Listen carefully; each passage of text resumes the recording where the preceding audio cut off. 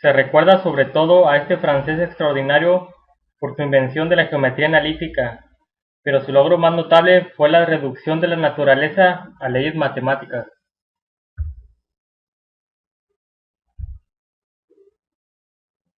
En geometría analítica, Descartes creó una técnica que le permite expresar las leyes de la mecánica, que constituían las leyes últimas de la naturaleza, mediante ecuaciones algebraicas, y entonces propuso el programa ideal de toda ciencia teórica: construir, con un mínimo número de principios, un número de 10 razones de todos los hechos conocidos y que permitiese descubrir hechos nuevos. Fue el primer matemático que intentó clasificar las curvas conforme al tipo de ecuaciones que las producen, y contribuyó también a la elaboración de la teoría de las ecuaciones. Descartes fue el responsable de la utilización de las últimas letras del alfabeto para designar las cantidades desconocidas y las primeras letras para las conocidas. También inventó el método de los exponentes para indicar las potencias de los números. Además, formuló la regla, conocida como la ley cartesiana de los signos, para descifrar el número de raíces negativas y positivas de cualquier ecuación algebraica. Descartes dijo en ubicar todos los elementos que existían, el primer elemento geométrico en el punto. Sir Isaac Newton, físico, filósofo, teólogo, inventor, alquimista y matemático inglés, nace el 4 de enero de 1643 y muere el 31 de marzo de 1727, en calendario gregoriano. Newton, en 1687, y a instancias de su amigo Edmund Halley, publicó sus descubrimientos en mecánica y cálculo matemático en una obra que tituló Philosophiae Naturalis Principia Mathematica, que en latín significa Principios Matemáticos de la Filosofía Natural.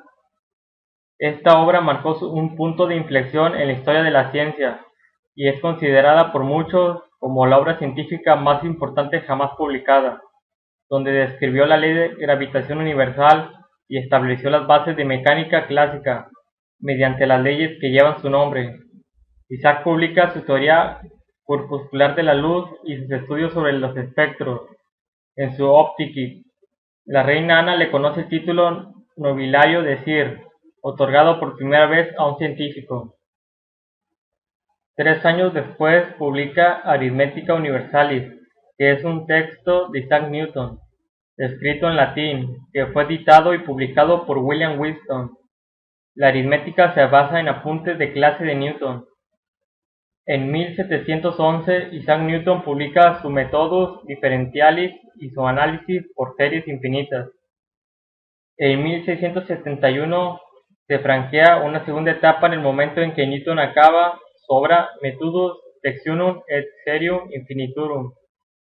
Newton tenía intención de publicarla, en particular en su Optique, pero a causa de las críticas formuladas anteriormente con respecto a sus principios sobre la naturaleza de la luz, decidió no hacerlo. De hecho, se publicó en 1736 en edición inglesa, y no en versión original hasta 1742. Newton abordó el desarrollo del cálculo a partir de la geometría analítica, desarrollando un enfoque geométrico y analítico de las derivadas sobre curvas definidas a través de ecuaciones. Newton también buscaba cómo cuadrar distintas curvas y la relación entre la cuadratura y la teoría de tangentes. Henry Cavendish, experimento de la balanza de torsión, o mejor conocido como experimento de Cavendish. ¿Quién fue este gran genio? Henry Cavendish nace en Niza el 10 de octubre de 1731 y muere el 24 de febrero de 1810 en Londres. Físico y químico británico. En el ámbito personal era muy retraído, solitario, misógino y excéntrico, pero dedicado completamente a la ciencia. Por esos años existían interrogantes como: ¿cuánta masa tiene la Tierra?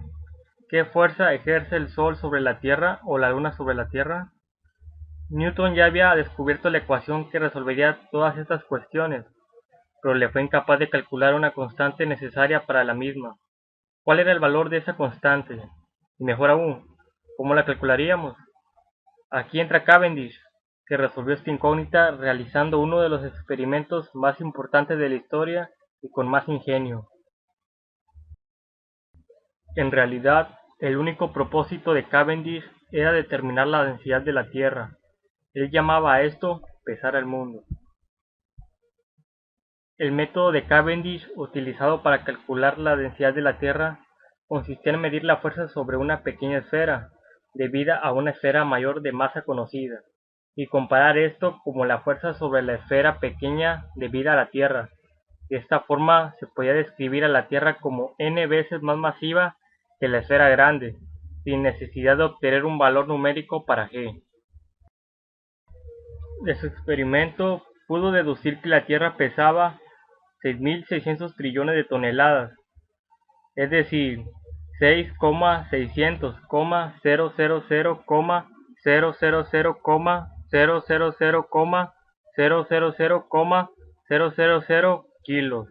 El valor calculado por el físico inglés solo ha necesitado una corrección del 10%.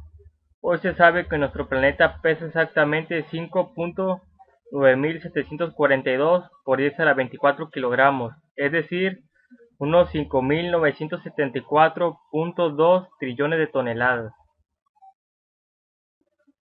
Experimento del péndulo y del giroscopio.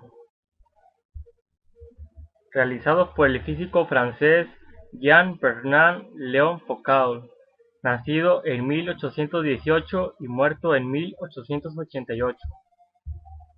Se logra por medio de estos demostrar experimentalmente la rotación terrestre. Experimento del péndulo. Foucault creó un péndulo cuyo punto de sujeción le permite oscilar libremente en cualquier dirección, y registró que el nivel de oscilación del péndulo giraba lenta pero continuamente en dirección de las manecillas del reloj. Tal giro es causado por la fuerza de Coriolis, también llamada como aceleración angular. La demostración de la rotación de la Tierra fue en 1851, mediante un enorme péndulo, que se balanceaba en el observatorio de París. Pesaba 28 kilos y medía 67 metros de largo. El péndulo consiste en una masa sostenida por un cable, que se mantiene en movimiento. Al estar bajo estas condiciones, el plano de oscilación gira lentamente respecto a una línea trazada en la Tierra. Aun cuando la tensión del alambre que soporta la masa y la fuerza gravitacional sobre ella se encuentran en un plano vertical. El número 1 en el esquema representa el movimiento del plano pendular, en el sentido de las agujas del reloj. El número 2, el desplazamiento del plano de oscilación debido a la rotación de la Tierra. Y el número 3, el movimiento de rotación de la Tierra, en el sentido contrario a las agujas del reloj. El giroscopio. En el año de 1852 se inventó el giroscopio, que sirvió como una comprobación experimental conceptualmente más simple. El giroscopio es un dispositivo mecánico formado esencialmente por un cuerpo con simetría de rotación que gira alrededor de su eje de simetría. Se dispone de una rueda con gran momento de inercia. Cuando a la rueda se le imprime la rotación, se puede observar que el giroscopio cambia su posición relativa respecto al sitio en donde se está ubicado. Esto sucede no porque el aparato se mueva, sino porque la Tierra es la que gira. Es empleado en la fabricación de aparatos de navegación aérea y espacial. La conservación de la energía. Benjamin Thompson Rumford, científico estadounidense de origen británico, nacido en Massachusetts y muerto en París a los 61 años. Thomson fue el que realizó el primer intento de medir la precisión generada por la pólvora, dando la mayor contribución a la balística interior. Realizó experimentos de la transmisión de calor y descubrió las corrientes de convección. Después investigó las propiedades aislantes de los materiales y, basándose en sus descubrimientos, inventó la ropa térmica.